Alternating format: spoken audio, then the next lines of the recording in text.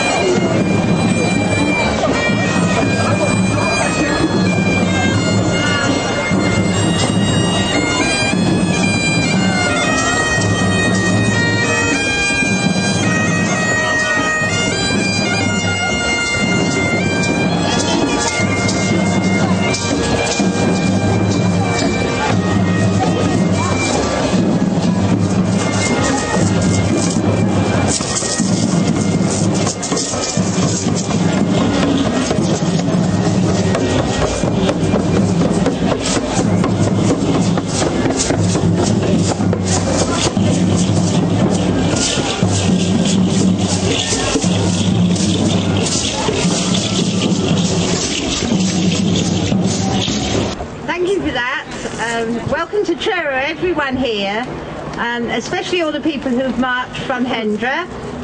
I'm supporting this event because it's important that we make our voice heard prior to the Copenhagen conference in December.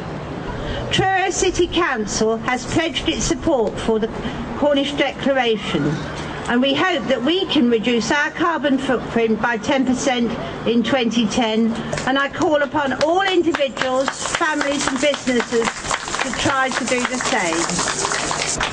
Thank you, Mrs. Cox. The declaration, which I hope you've all signed and that you take to your friends and relatives to sign, is one which is supported across the political spectrum, and I have here a letter from Matthew Taylor, the MP for Truro, who says as following: climate change is real, it's happening now, and it threatens all our futures.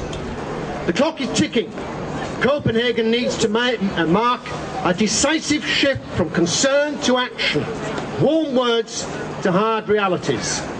Thank you for making your voice heard for the future of every child around the world today. Matthew Taylor, MP. Very good.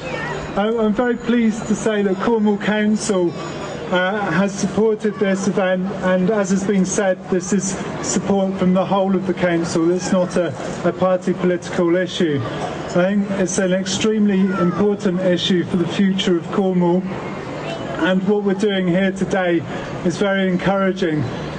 We need individuals from across society, across the age spectrum, to be making a difference, to be out talking to people, and to be getting the whole community to change.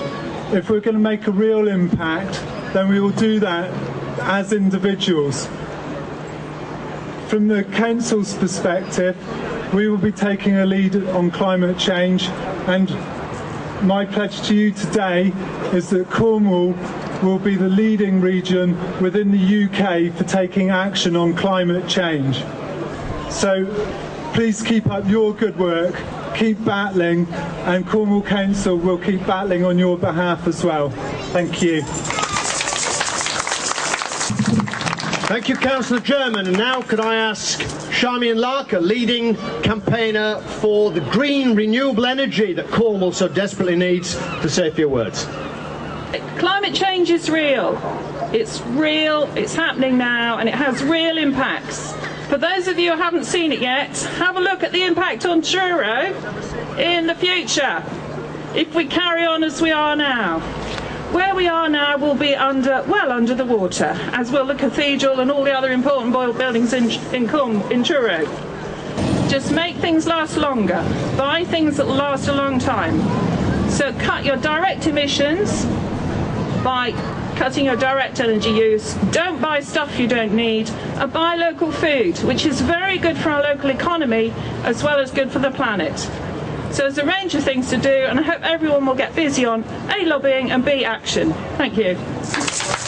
In the recent elections, standing on a platform of One Cornwall, One Planet, Bob Edgerton wants to say a few words from the perspective of One Planet, One Cornwall. At the moment, Cornwall only produces a very, very small percentage of its own energy. When you turn the electric light on, you're dependent upon a coal-fired power station in the Midlands or a nuclear power station in Somerset so that you can have your electricity. Well, if you want your electricity to still be there in a few years' time, you've got to support renewable energy in Cornwall. And those decisions about renewable energy are taken in individual meetings. You've got an opportunity to go to that public inquiry. There will be objectors there, and that's perfectly right and proper that the local objectors should be heard for their concerns to be raised and heard.